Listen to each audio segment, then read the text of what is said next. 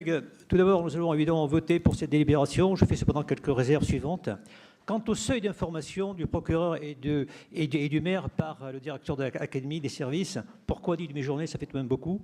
Par ailleurs, à l'échec de la saisine du maire qui envisage seulement des mesures coercitives, mais lesquelles? Et enfin, peut-être quant à la différence faite de procédure, puisqu'en fait, on différencie totalement un quartier, j'allais dire normal, d'une ZUP, ce qui est peut-être un peu contraire au principe d'égalité. Et pourquoi aussi ne pas, par rapport aux mineurs, à être directement plus strict, ce qui, à mon avis, ne peut se faire que dans son intérêt. Merci. Monsieur le maire, cher collègue, monsieur Philippot, quelques points concernant cette convention. D'abord, savoir que cette convention a pour objectif un échange d'informations entre professionnels en particulier. Ensuite, que le déclenchement des informations se fait à partir de 4 demi-journées d'absence par mois, ce qui est quand même un seuil de déclenchement qui est relativement faible, ce qui permet un suivi fin de l'ensemble des situations.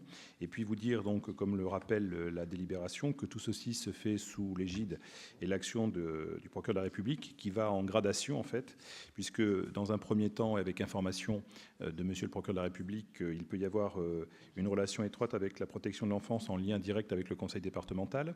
Il y a un dispositif particulier qui a été mis en place pour d'autres raisons, mais qui peut être utilisé par le maire de Reims au travers du rappel à l'ordre, au travers d'une convocation des parents et de l'enfant avec une mesure orale qui donc peut être prise et pour informer les risques encourus. Et puis au dernier degré, la convocation au parquet. Donc vous voyez que tout ça se fait au travers d'une gradation et d'une responsabilité.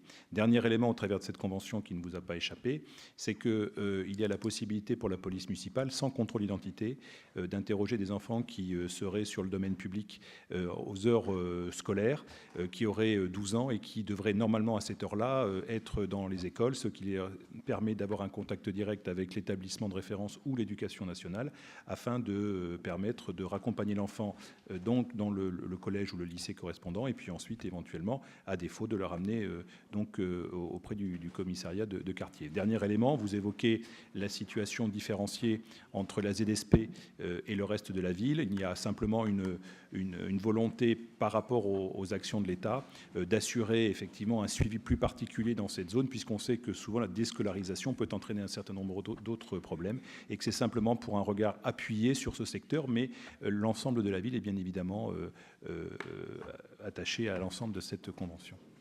Merci Monsieur Albertini. Monsieur Quesnard. Oui, monsieur le maire,